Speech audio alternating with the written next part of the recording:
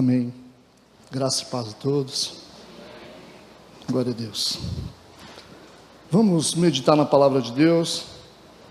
Quero que você abra a tua Bíblia no Evangelho de Marcos, capítulo 6, versos 30 a 36. Evangelho de São Marcos, capítulo 6, versos de 30 a 36. O tema da mensagem de hoje é Vivendo Milagres. Vivendo milagres.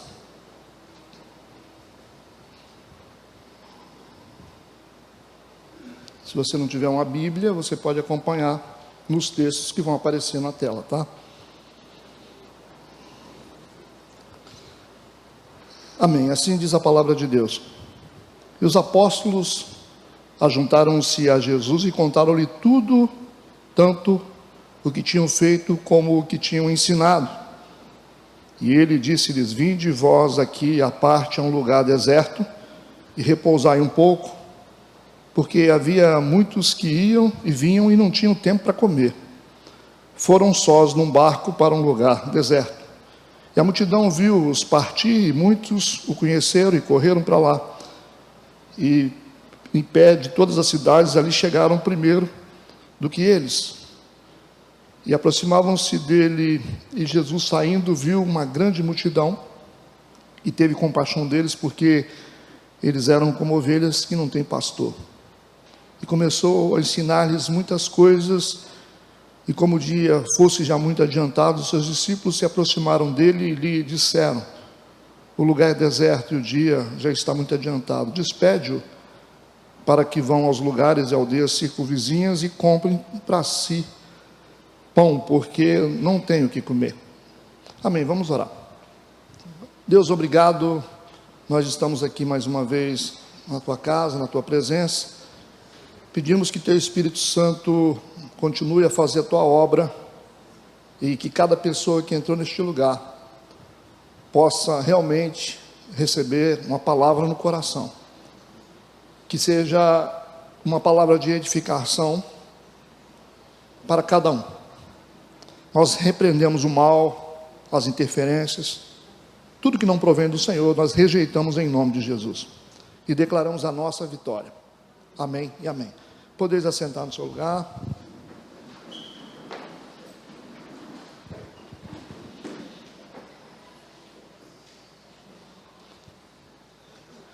Vivendo milagres. Isso é o que há de mais importante para nós hoje. Vivendo milagres. Todos nós estamos aqui de uma maneira ou de outra maneira, nós estamos buscando algum tipo de milagre na nossa vida em alguma área. Talvez você que entrou aqui pela primeira vez, não sei exatamente o que você está passando, né? Só Deus e você sabe, mas eu queria te dizer que Deus não fala para ausentes, Ele fala para presentes. E até no final você vai entender por que você está aqui hoje. Eu creio em nome de Jesus que Deus vai fazer algo muito importante em você. Em primeiro lugar, falando sobre milagres, eu quero rapidamente, como introdução, te dar alguns motivos porque nós precisamos viver milagres. Por que nós precisamos vivenciar milagres? Por que nós precisamos ter milagres na nossa vida? A igreja se acostumou a um movimento que promete muito, mas entrega pouco. Depois que passa um tempo, a gente percebe que tudo que foi prometido, na maioria das vezes, não foi entregue.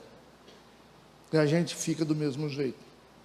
Mas eu quero te desafiar a percorrer um caminho mais profundo. Eu quero te desafiar a experimentar Deus de uma maneira como você nunca experimentou, para que você possa realmente ver o poder de Deus sobre a tua vida, que você possa viver milagres. Nós precisamos acreditar em milagres porque nós já fomos alvo de um milagre na nossa conversão. Porque você imagina quem você era e onde você estaria hoje, há 5 anos atrás? O que você estaria fazendo há 7, 8 anos atrás? Talvez você não estaria aqui. Então, na sua conversão, você já foi alvo de um milagre. Porque para mudar você, só Deus. Ninguém consegue fazer isso. Por si mesmo você não consegue. É por isso que a gente precisa acreditar em milagres. Nós carregamos a marca de um milagre na nossa conversão. Eu quero ler Deuteronômio capítulo 26, versículo 8, que diz assim: e o Senhor nos tirou do Egito com mão forte, e com braço estendido, e com grande espanto, e com sinais, e com milagres.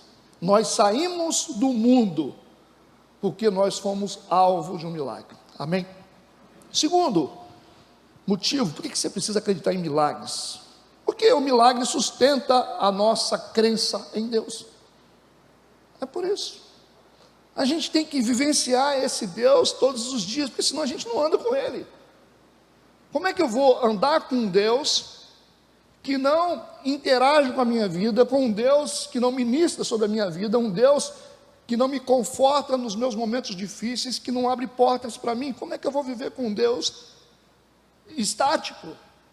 Então nós precisamos de milagre, acreditar em milagres, porque isso mantém a nossa crença em Deus. João capítulo 4, versículo 48.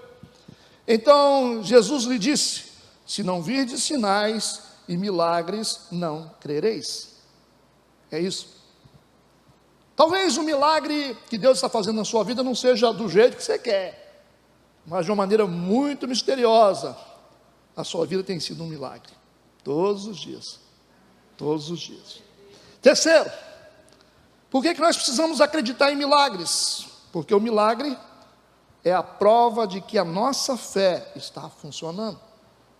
Se realmente temos fé, e se a nossa fé está funcionando, você vai perceber que você vai ter uma vida marcada por milagres de Deus. Marcos capítulo 16, versículo 17.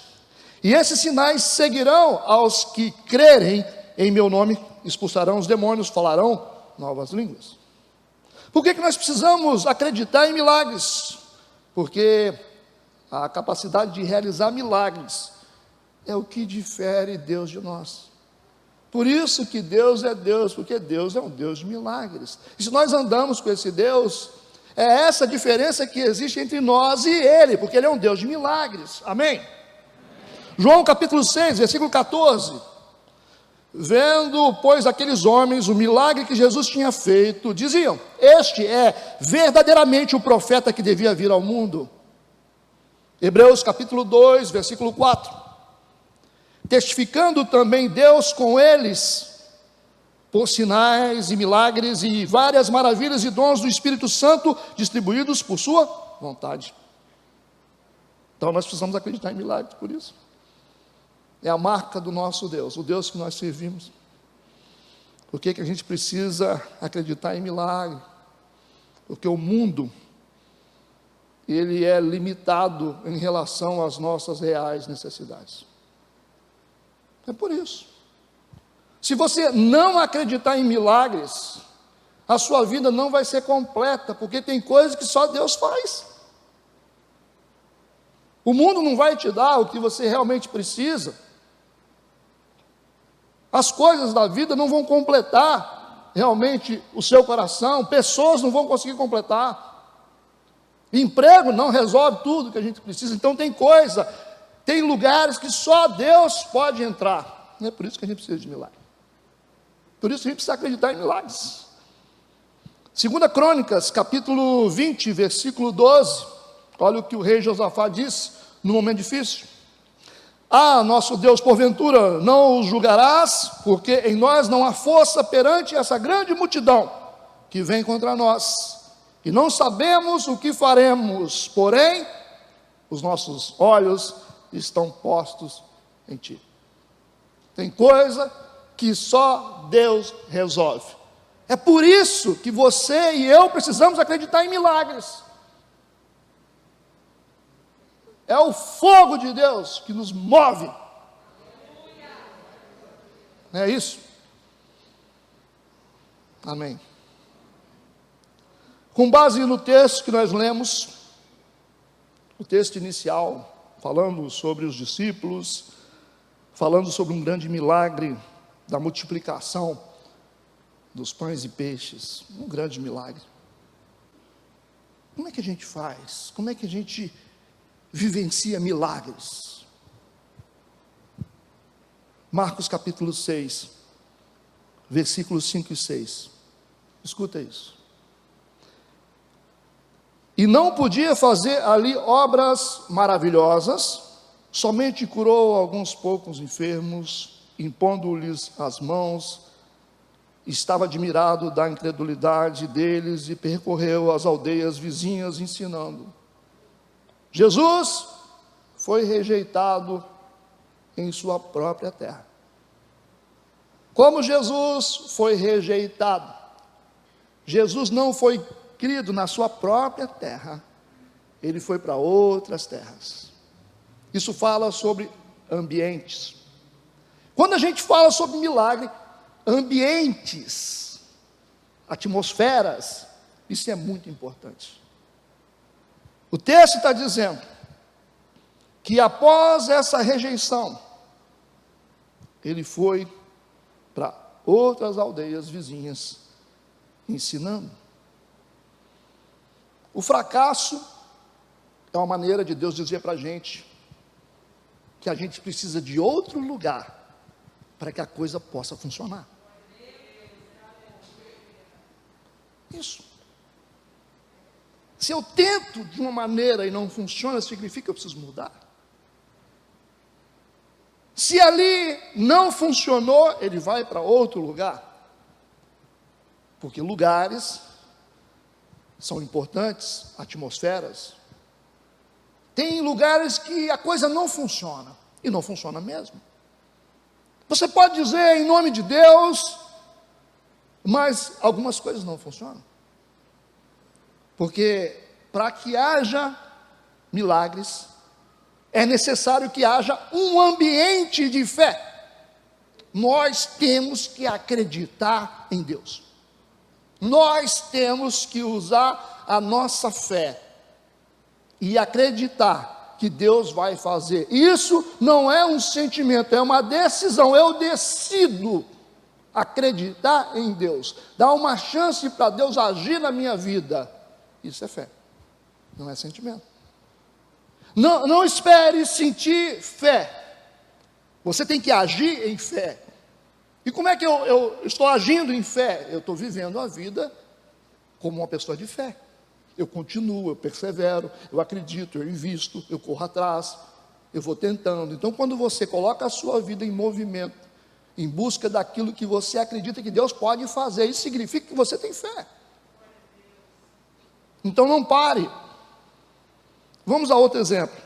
Marcos capítulo 8, versículo 22 e 23, parte A. E chegou a Betsaida e trouxeram-lhe um cego e rogaram-lhe que o tocasse. Versículo 23. E tomando o cego pela mão, levou-o para fora da aldeia. Porque Betsaida era uma cidade impenitente e eles não acreditavam. Por isso que Jesus pega esse cego pela mão e leva ele para fora da aldeia. Talvez o milagre que você precisa depende de um deslocamento estratégico. Você entende o que eu estou falando?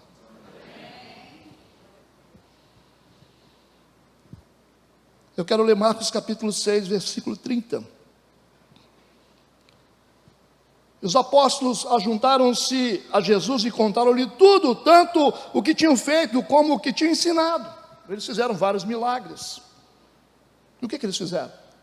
Marcos capítulo 6, versículo 12 e 13. Nós voltamos um pouco do texto. O que eles fizeram? E saindo eles, pregavam que se arrependessem. E expulsavam muitos demônios e ungiam muitos enfermos com óleo e os curavam. Gente que se deixa usar.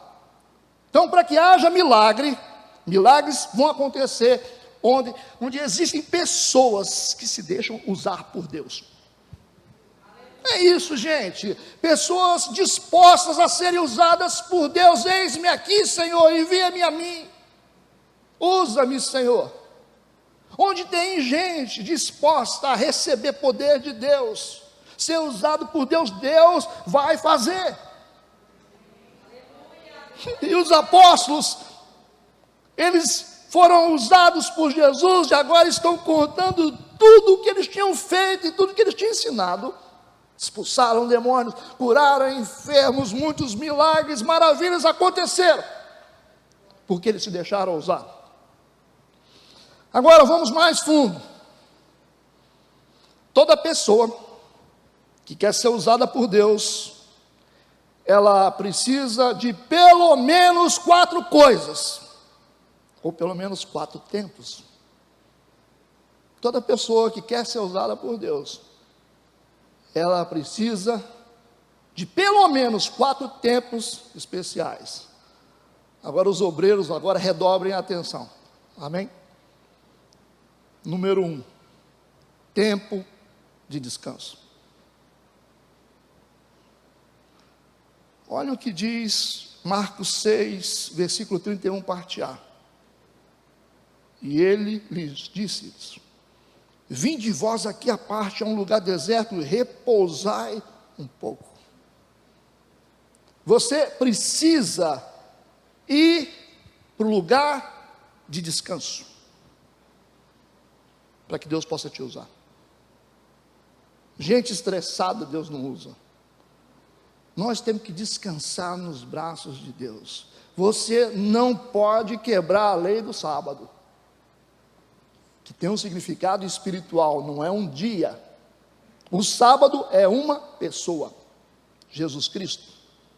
Ele disse: vinde a mim todos vós que estáis cansados e sobrecarregados, e eu vos aliviarei, porque eu sou o vosso Shabá.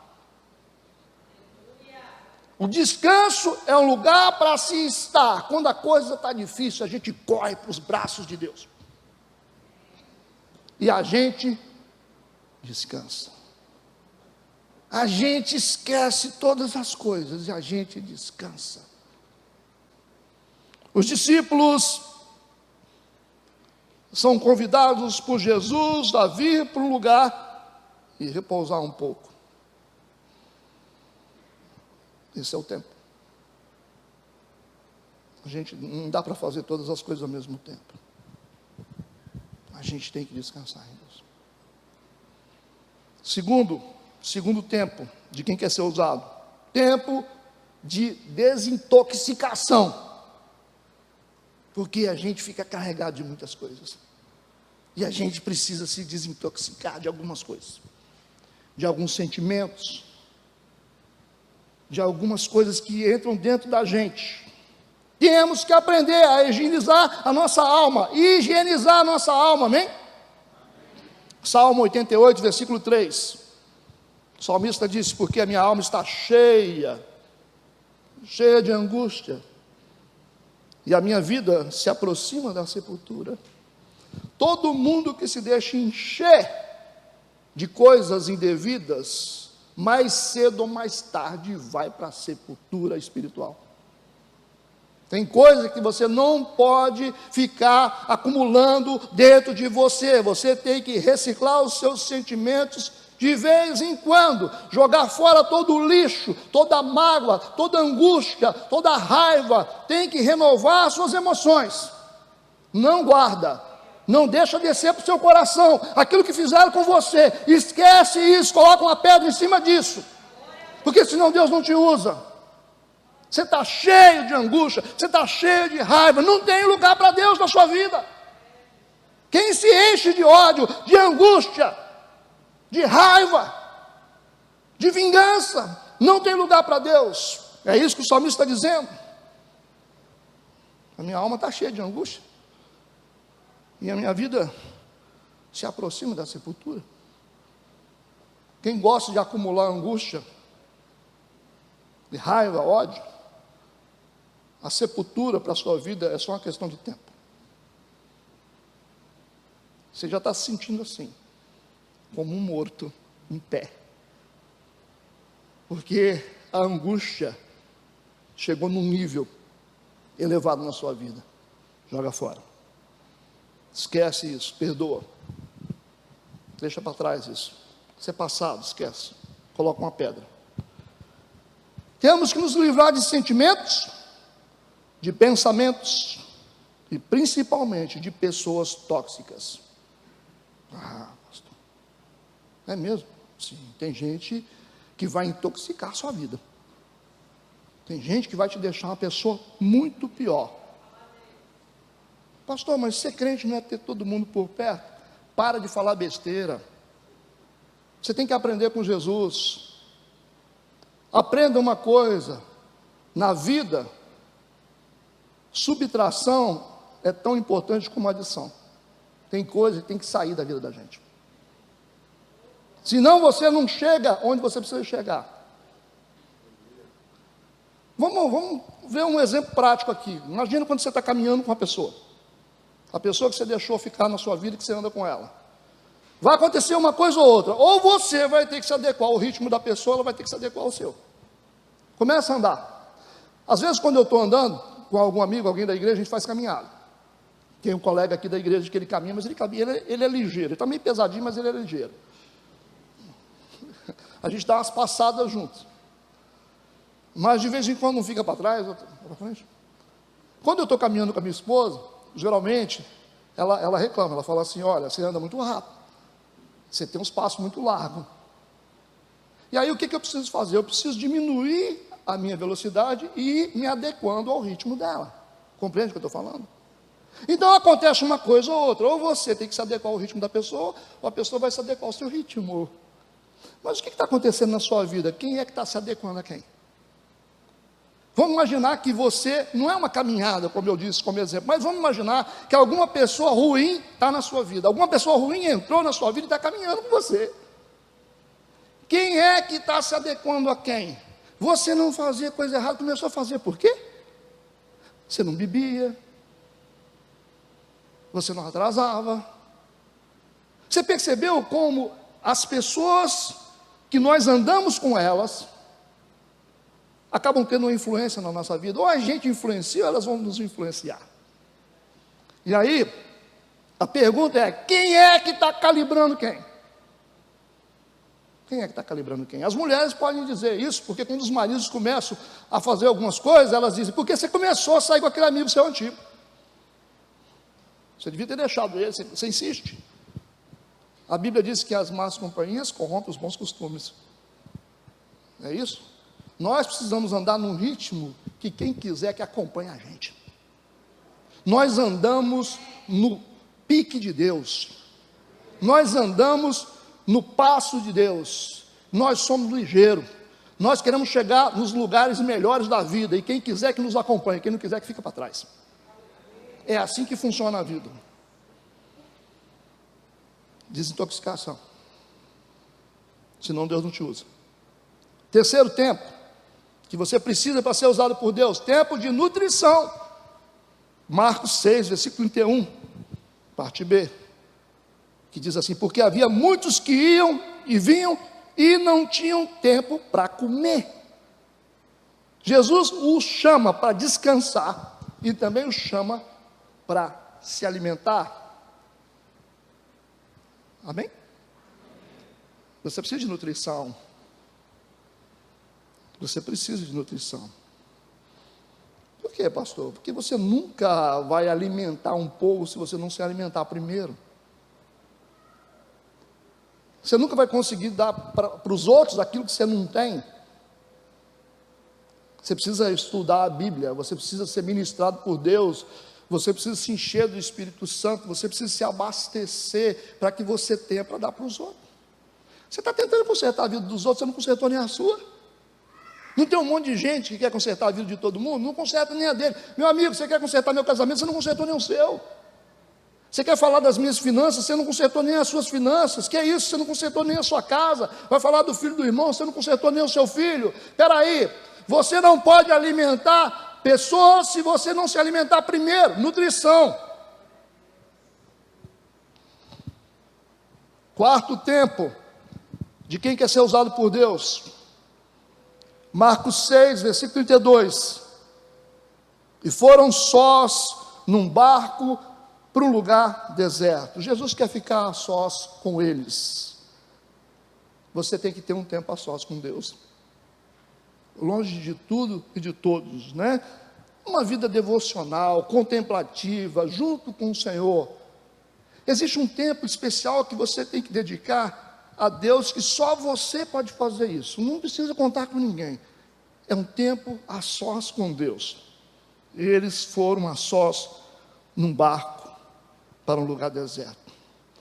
Quando você realmente entende que você tem que ficar a sós com Deus, significa que você decidiu se desligar de algumas coisas. Você vai se desligar da internet, você vai se desligar do celular, você vai se desligar do telefone. Tem gente que não se desliga nem para vir no culto. Volta e meia você vê gente usando celular na hora do culto, e tem obreiro da igreja que fica mexendo em storyzinho na hora do culto. Como você sabe disso, pastor? Por revelação? Não, porque os meus obreiros falam. Só por isso. Fica mexendo no celular. O que você vai fazer na igreja? Tudo bem, você está aí mexendo no celular, anotando alguma coisa, o texto, pastor, legal, gostei do princípio, vou anotar. Tudo bem, isso não serve para você. Mas você que fica olhando coisa na internet, na hora do culto, rapaz, você não vai separar tempo para Deus nunca. Você não consegue ficar a sós com Deus nem na igreja. A gente tem que ter fé suficiente, né, para se livrar de algumas coisas, se desligar, ter fé suficiente para poder ter esse tempo especial com Deus, pelo menos num culto. Tem hora que a gente tem que parar o Uber para poder vir para cá. Não é isso? Tem hora que você tem que virar o plantão, lá trocar o plantão para você ter um tempo com Deus. Lógico.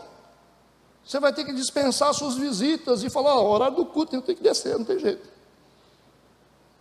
Porque senão, como é que faz? Quantos estão entendendo? Então, para que haja milagres, tem que haver um ambiente de fé, número 1. Número 2, tem que ter pessoas dispostas a serem usadas por Deus. E número 3, eu quero ler o versículo 31, a parte A, novamente. E ele disse-lhes, vinde vós aqui a parte a um lugar deserto. Um lugar deserto é um lugar difícil, é um lugar de dependência. Deserto é um lugar que tem escassez de água, escassez de tudo. Então, onde é que acontecem milagres? Onde há dependência. Onde você realmente entende que você precisa de Deus. Nos lugares onde tem muita provisão, onde a gente está muito cheio, né, completo, é isso? Para que ter milagre? Está todo mundo abastado, todo mundo se achando, então não tem milagre. Então Deus precisa de vasilhas vazias. A gente tem que entender que a gente só se completa em Deus. E a gente tem que ter esse senso de dependência. Eu preciso do Senhor. Eu preciso do Senhor. E aí Deus vai agir na nossa vida. Terceiro, como é que a gente vive milagres? Onde é que acontecem milagres? Milagres acontecem onde existem pessoas que querem de verdade. Querem milagre. Não é só uma teoria, são pessoas que querem realmente. Como é que a gente sabe quando a pessoa quer ou não? Vamos lá, Marcos capítulo 6, versículo 33.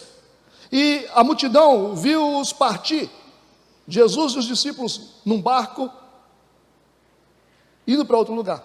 E a multidão estava em terra, e viu-os partir, e muitos o conheceram, é Jesus, e correram para lá a pé de todas as cidades, e ali chegaram primeiro do que eles, e aproximavam-se dele. Enquanto Jesus ia para um lugar de barco com os discípulos, a multidão, mais de 5.000 pessoas, aproximadamente 15.000 pessoas, porque só de homens tinha quase 5.000, aí você imagina, né? E toda essa multidão está correndo em terra, acompanhando o barco de Jesus, e eles chegam primeiro que Jesus. Esse povo quer. Essa é uma demonstração de alguém que realmente quer. E quando você quer de verdade, isso significa que você vai viver milagres. As nossas ações revelam se nós queremos de verdade. É verdade.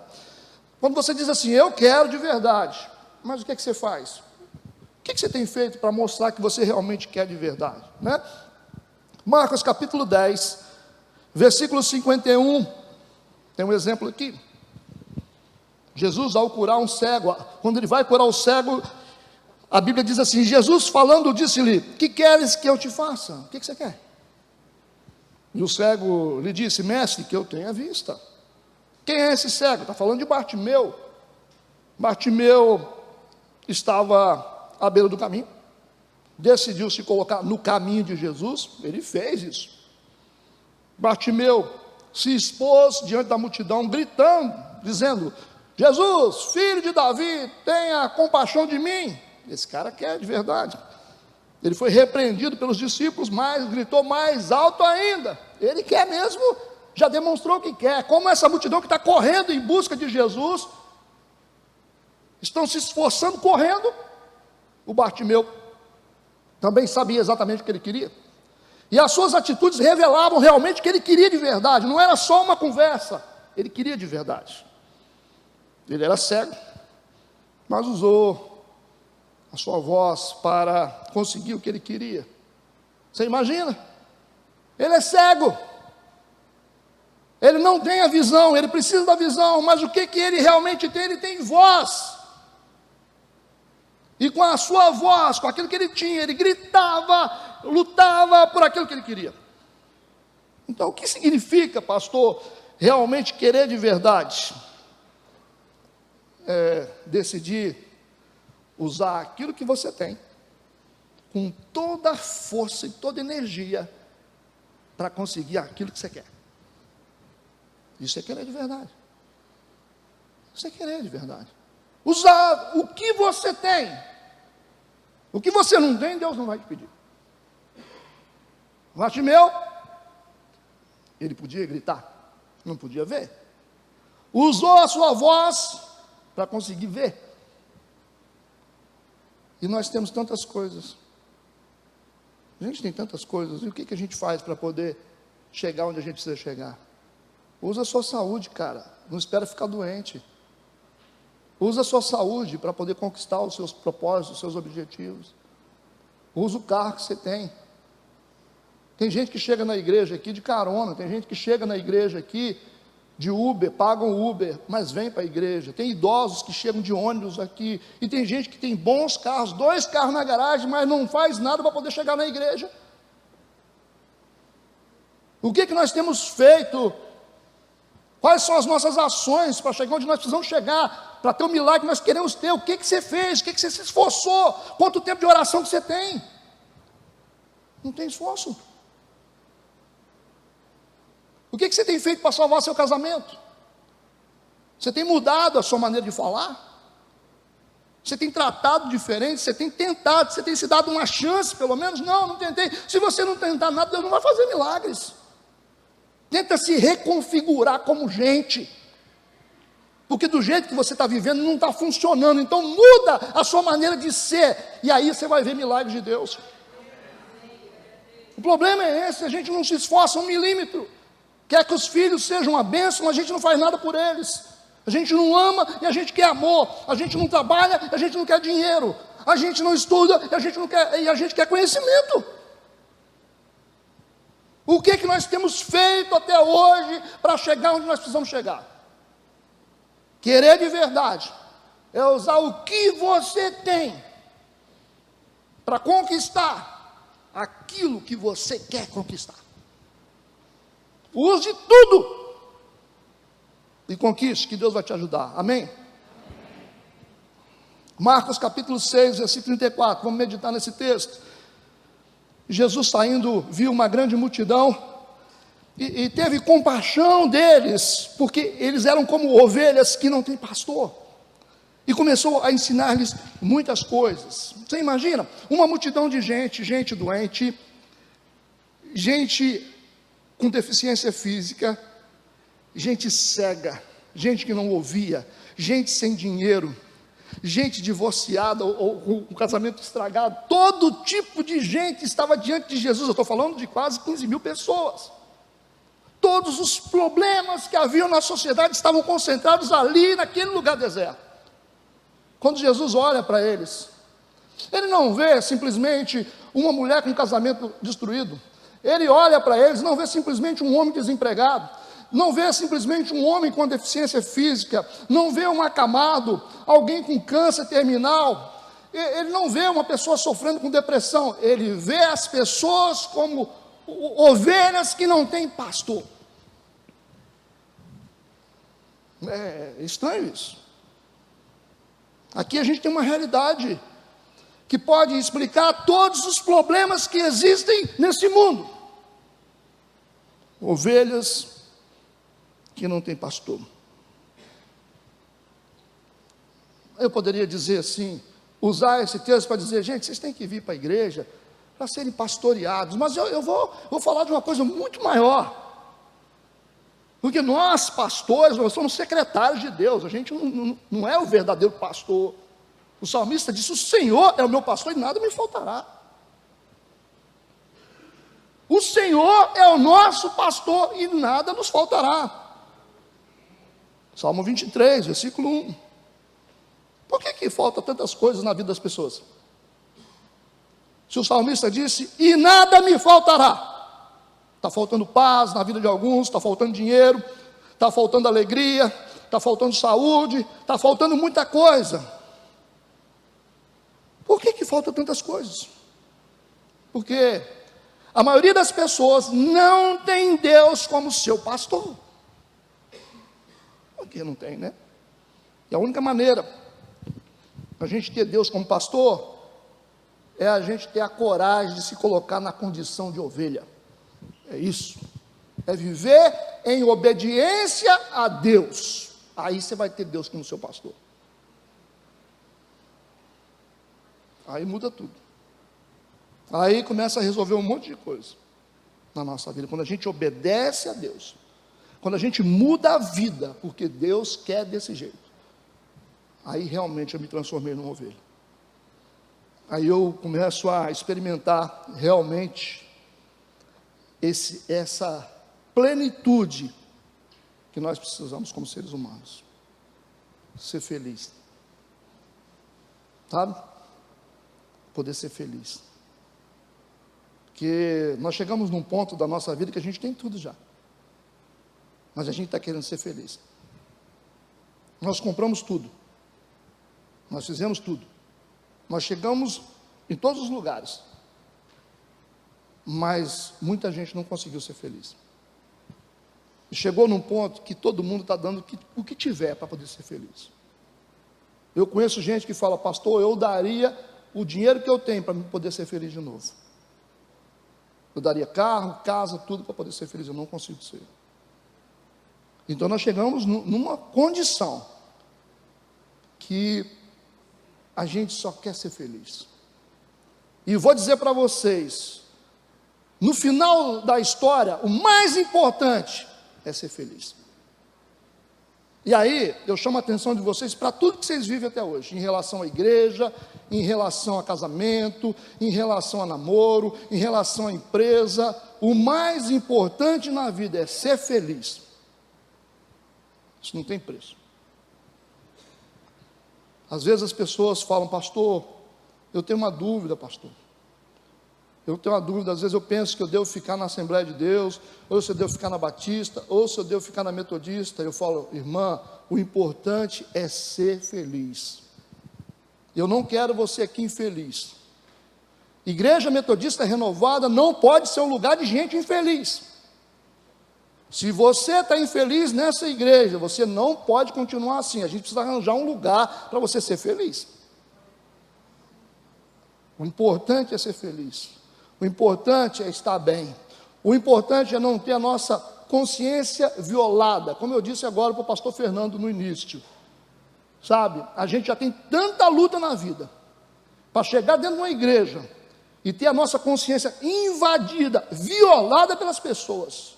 Pesada, acusações sobre a gente não quer isso. A gente quer paz. A gente quer ser feliz. E a gente acredita que Deus, Ele faz a gente feliz. Nós vamos sair do nosso trabalho para sentar na igreja para ser feliz. Eu não quero ser extorquido aqui não, pastor. Eu não quero aqui passar vergonha, ser exposto dentro da igreja, como acontece com muitas igrejas. Eu não quero isso para a minha vida, não. Eu quero ser feliz. Eu quero que a igreja seja um lugar onde eu tenha a minha paz com a minha família. Porque se não for assim, a gente fecha as portas da igreja e vamos todo mundo para casa. Porque isso aqui não serve para nada se não for para tornar as pessoas melhores. É isso que você precisa entender como igreja. E se você não está feliz, não importa o lugar que você esteja, mete o pé. Está entendendo? Sai fora daquele emprego. E não fica com medo e com dúvida, não. Vai embora daquele emprego. Pastor, mas eu ganho 3 mil. Vai embora, irmão. Vende banana na praça, mas seja feliz. Quando você passa lá com aquele carrão seu, todo bonito, cheio de depressão.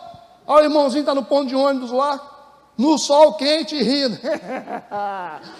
E você fala, ai, danado, esse cara, eu queria ter a felicidade que ele tem. É isso aí. É assim, você vai fazer festa na sua casa, você bota picanha, bota um monte de coisa, e fala, hoje nós vamos ser felizes. Aí olha para a cara da sua mulher, está emburrada, os amigos mais depressivos que você ainda. Aí tem um banquete, né? Tem até champanhe lá. Não devia ter, né? Mas tem.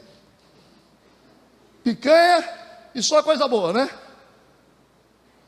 Aí está o pobrezinho lá na laje dele, coitado.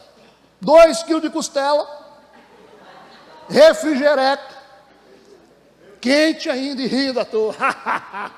E rindo, o pau está quebrando hoje, traz mais farofa para nós, faz um mexidão aí que o pau vai quebrar, todo mundo rindo, kkk, e você igual um bestão, né, numa mansão com piscina, todo mundo emburrado. E aí a gente chega à conclusão que o mais importante é ser feliz. Tem que ser feliz, gente. A gente vive muito pouco. Começa a tirar a gente que não presta da sua vida. Começa a escolher novos caminhos e faz isso sem ter culpa. Ok? Sem ter culpa. Seja feliz. Jesus disse, eu vim para que vocês tenham vida, e vida em abundância. Vocês precisam ser felizes. Está tudo bem aí, gente?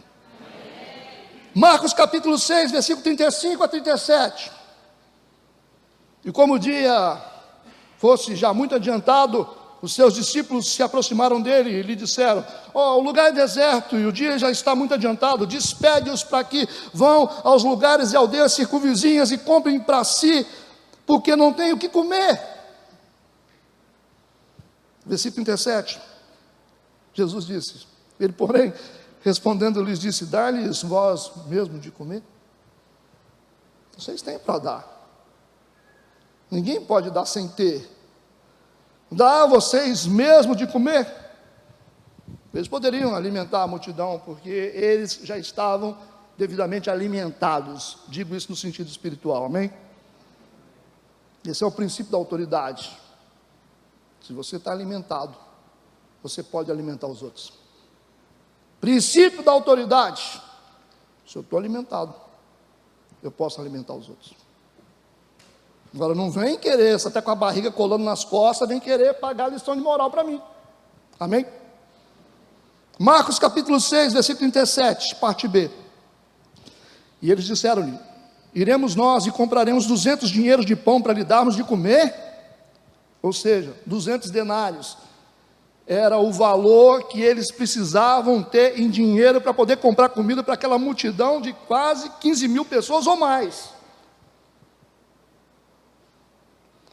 Os discípulos sabiam que eles não teriam dinheiro suficiente para alimentar tanta gente. 200 denários, equivalente hoje a 69 mil reais, para alimentar uma multidão de pessoas.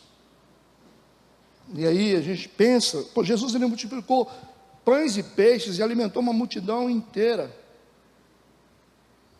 E se o que Jesus fez para alimentar essa multidão inteira era o equivalente a quase 70 mil reais. Isso significa que a gente precisa aprender o valor das coisas que Deus faz para a gente. A gente não consegue dimensionar. Quando você vê pães e peixes sendo multiplicados, você nunca imagina que custaria tanto dinheiro isso. Pois é, tanta coisa que Deus fez na sua vida até hoje e você nunca valorizou. Você sabe? Você já sabe o que é um casamento restaurado? Você sabe o valor disso? Você sabe, você consegue entender o valor de um casamento restaurado, o valor de um filho que deixa as drogas, o valor de uma pessoa que decide andar com Jesus e largar tudo do mundo. Você já parou para pensar? Uma pessoa que tinha depressão e hoje está livre, você já parou? O que é uma pessoa se converter? O valor que existe nas coisas que Deus já fez, que a gente não entende. Se a gente fosse transformar o que Deus fez por cada um de nós em dinheiro, a gente não tinha como contar. Quantas pessoas já foram curadas dentro de igrejas de doenças seríssimas? Quanto valeria a cura de uma doença? Tem gente que daria tudo que tem. Então é um valor que não dá para a gente mensurar. Então o que Deus faz, a gente não consegue mensurar. A gente tem que aprender a valorizar o que Deus tem feito por nós. Para mudar uma vida não é fácil, né? Marcos capítulo 6, versículo 38 a 39. Vamos junto, hein?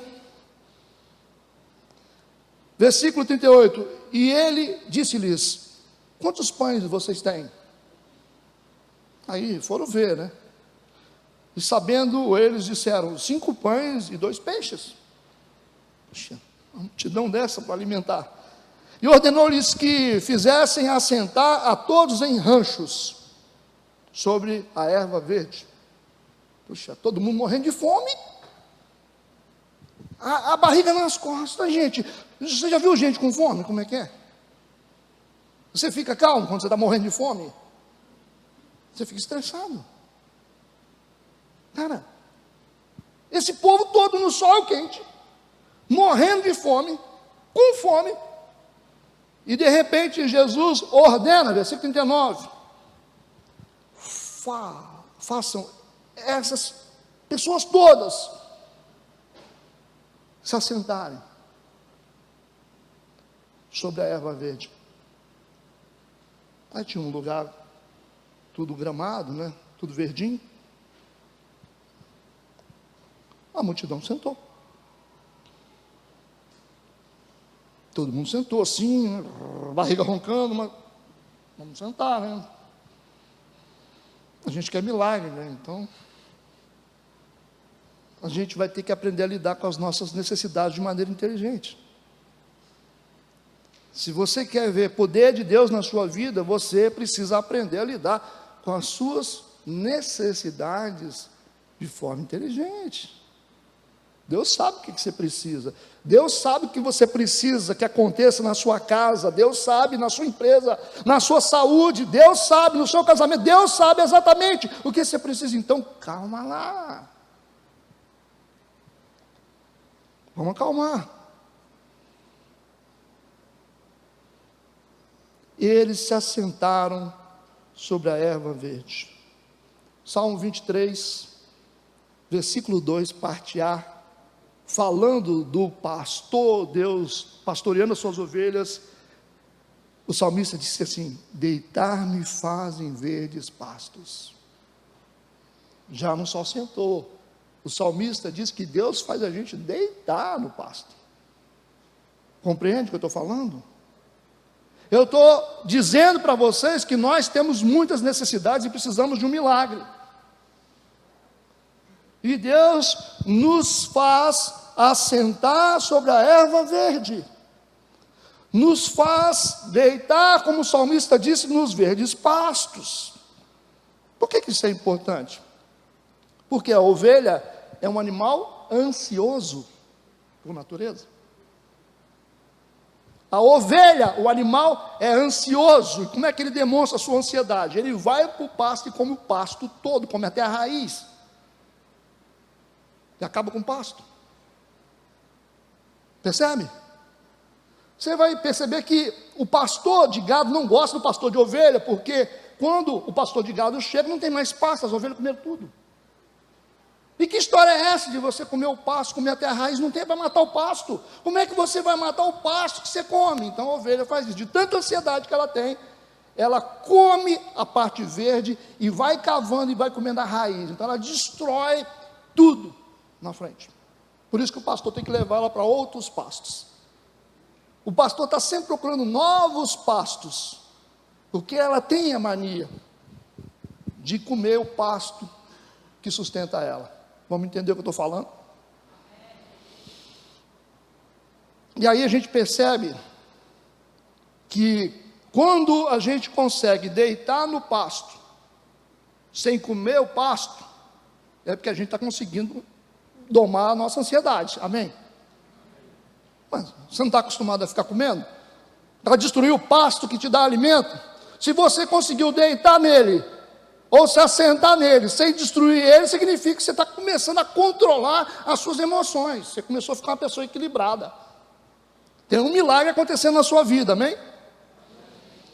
Mas pastor, como é que a gente sabe que a gente está começando a vencer essa ansiedade de preocupações que destrói a vida da gente? Como é que a gente sabe que a gente está começando a vencer? Olha o texto que vai dizer aqui. Primeira coisa, o Salmo 23, versículo 1 e 2 diz que o Senhor é meu pastor, nada me faltará, deitar-me faz em verdes pastos. Significa que, se é Deus que me faz deitar, significa que eu me deixei ser guiado por Deus como meu pastor. Se Deus tem poder de me fazer deitar no pasto sem comer ele, significa que eu estou deixando Deus guiar a minha vida, não sou eu que guio mais. Embora as minhas emoções estão falando um monte de coisa para mim, faça isso, não faça isso, faça isso. Você ouve o que Deus diz, e Deus diz, descansa. E por obediência, você passa por cima de todas essas fobias que você tem, e faz a vontade de Deus. Você está tendo vitória sobre as suas emoções, sobre a sua ansiedade. Isso significa que você está começando a vencer. E a segunda coisa que acontece quando realmente a gente está conseguindo dominar a nossa ansiedade, quando a gente para de destruir o pasto da gente. Quando a gente para de destruir o pasto. Quando a gente para de se auto-sabotar. Sabe o que acontece? Nós somos mestres para destruir aquilo que nos sustenta. É isso. A gente dá tiro no pé. Para.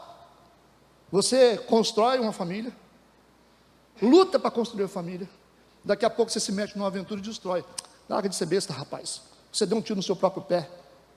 Que você se auto-sabotou, toda a sua luta, toda a sua expectativa, todos os seus sonhos, você jogou tudo fora. Por quê? Você comeu seu pasto. Auto-sabotagem. Deus abre uma porta de emprego para você, aí você entra no emprego, daqui a pouco você apronta naquele emprego, você chega atrasado naquele emprego, você arranja problema com o seu patrão, daqui a pouco ele, rua. Ai, Deus não está comigo. Não, você se auto-sabotou, você comeu o seu pasto. Você destruiu o seu pasto, não só comeu ele, você destruiu ele. É o que a gente faz o tempo todo. A gente tem uma relação, tem um namoro, a gente acaba com o namoro, a gente espanta as pessoas que querem ajudar a gente, tem um monte de gente que se aproxima da gente para ajudar a gente, mas a gente não sabe lidar e destrói todo mundo ao redor. Gente que se levanta, amigos próximos de você, que você perdeu porque você se auto-sabotou. A chance que você tinha de ser feliz, você perdeu. Os sonhos que Deus colocou para você, começou a acontecer, você jogou tudo fora. Nós somos assim, nós jogamos tudo fora. Nós estragamos tudo, não tem? Estraguei tudo, pastor. Mais uma vez estraguei tudo. Você estragou de novo? É mais uma pessoa que você traiu? É mais um emprego que você perdeu? É mais um ministério que você jogou fora? Autossabotagem. Você está comendo seu pasto. Se você parar de destruir o seu pasto, é porque você começou a vencer. Você não pode destruir aquilo que te alimenta. Tá certo? Talvez o amor que você está jogando fora, você nunca na sua vida você vai ter de outra pessoa. O amor que você está jogando fora desse homem ou dessa mulher, você nunca vai ter de outra pessoa. Porque só essa pessoa que aguenta você. Porque você é chato demais, isso é verdade.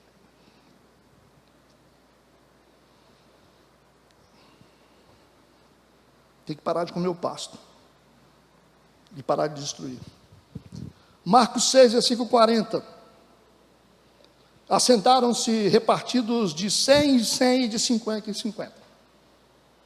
Aí os discípulos têm essa tarefa absurda de pegar quase 15 mil pessoas e dividir essas pessoas em grupos de 50 e em grupos de 100. Você imagina isso, gente? O sol está quente, no deserto, está todo mundo morrendo de fome. E aí os discípulos começam, né? Conta 50, separa. Conta mais 50, separa. 100, separa. Mais, vai contar, né? 1, 2, 3, 4, 5, 6, 7, 8, 9, 10. Deu já? Deu 100. Separa.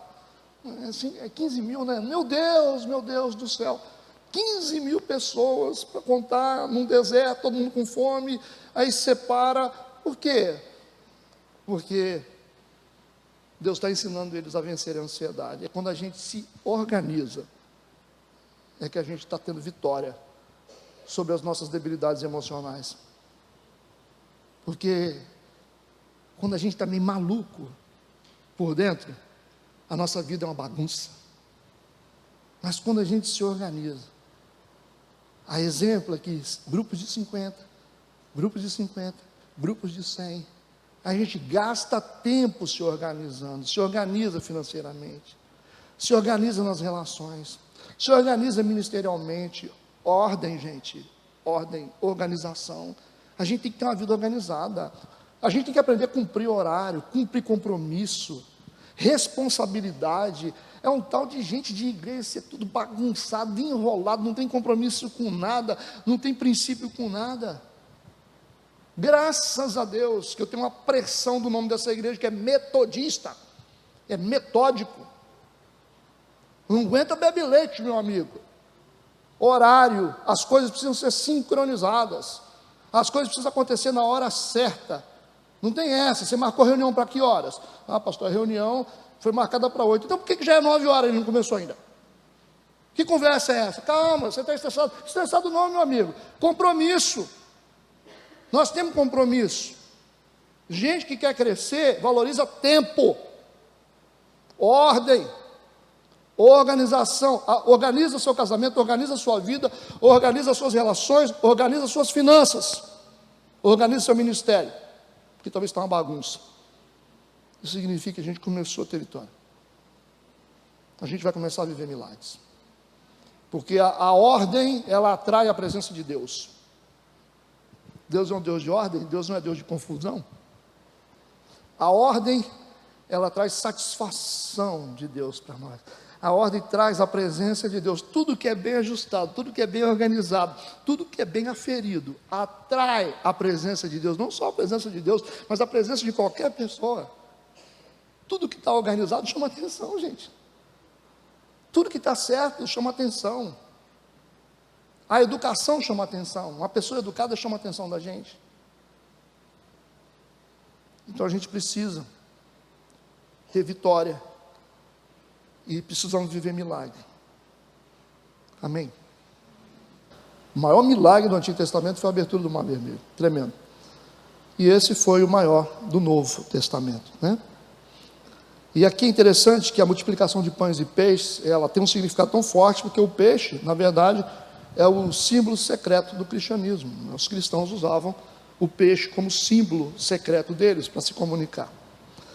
Agora vamos para o último texto, falando sobre vivenciar milagres. Marcos 6, versículo 41 e 42. E tomando ele os 5 pães e os 2 peixes, Jesus tomou os 5 pães e 2 peixes, levantou os olhos ao céu e abençoou. Aqui tem poucos pães e poucos peixes. Olhando para a necessidade que havia daquela multidão de pessoas, é uma coisa insignificante, mas tem um milagre aqui. Quando você tem algo que não resolve o seu problema, algo que parece insignificante, mas que você tem fé suficiente para orar e abençoar, isso vai ser alvo de um milagre. Se você tiver um emprego simples e você parar de reclamar e começar a abençoar o seu emprego, isso que é simples aos seus olhos vai se transformar num grande milagre na sua vida. Se você tem uma família que vive alguns problemas difíceis e você parar de xingar, você parar de murmurar, parar de reclamar e começar a abençoar a família que você tem, a esposa que você tem, os filhos que você tem, você vai receber um milagre na sua casa. Se você fizer isso na empresa que você tem, que está quase falindo, e parar de falar, isso é um inferno, eu estou quase quebrado, chegar amanhã e dizer assim, eu abençoo isso aqui, eu abençoo essa coisa, que para mim está sendo tão pequeno em relação a tudo que eu preciso resolver. Abençoa a sua empresa, abençoa os seus negócios, abençoa a sua esposa, abençoa os seus filhos, seu marido, seu casamento, a sua casa, tudo, o seu ministério, tudo que você abençoa vira alvo de milagre, gente. Jesus, ele pega os pães, os poucos pães e os poucos peixes, eleva aos céus e abençoa. Só que a gente não gosta de abençoar coisas simples, né? A gente não acha que é uma bênção, uma coisa simples. Pastor, mas eu tenho um fusquinha, meia. Como é que eu vou? Mas olha para ele e fala, eu te abençoo, meia. Aí você corre o risco de ter alguma coisa melhor, porque você abençoou, você regou, ele cresce. A bicicleta, pastor, eu queria uma moto, né? Uma Monarch, ou a barra circulada, não sei nem se existe ainda. Aí você abençoa, né? Está entendendo o que eu estou falando? Coisa simples. Quando a gente tem essa coragem e fé para abençoar o pouco que a gente tem, isso vira alvo de um milagre. E o texto diz que ele eleva aos céus, abençoa e dá aos seus discípulos para que os pusessem diante deles. Jesus fala, vocês vão servir as pessoas. E aí eles começam a servir as pessoas. E repartiu esses poucos alimentos abençoados por todos. E todos comeram e ficaram satisfeitos. Aconteceu um milagre.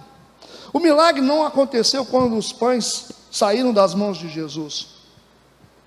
Mas aconteceu quando os pães saíram das mãos dos discípulos. Entende o que eu falo? Isso significa que o ato de servir gera milagre. Se eles não se colocassem na posição de servir, o milagre não teria acontecido. Jesus pegou o pão, abençoou, entregou nas mãos dos discípulos. É um milagre, né?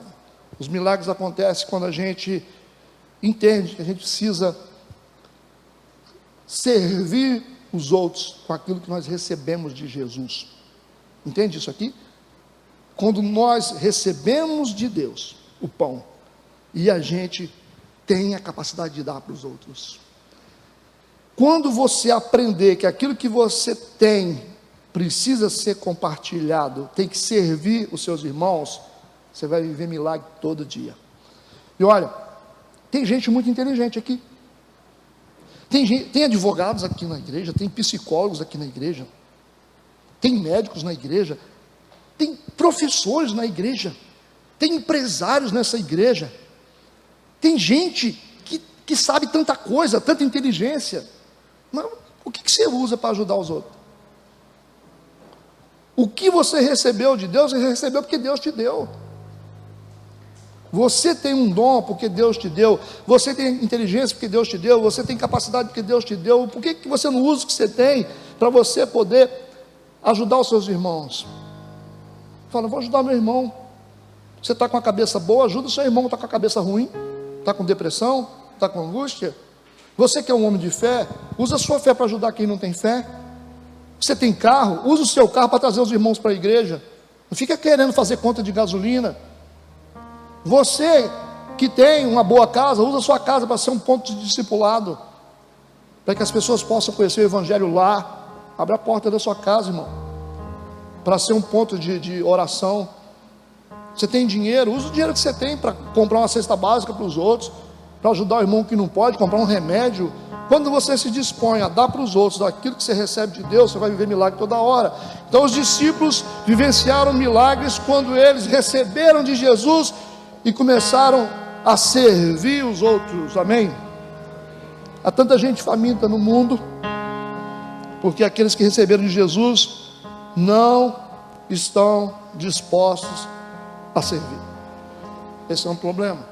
Deus nos deu tantas coisas, mas a gente não consegue deixar de ser egoísta para poder servir as pessoas. Quando você aprender isso, você vai viver milagre toda hora. Amém?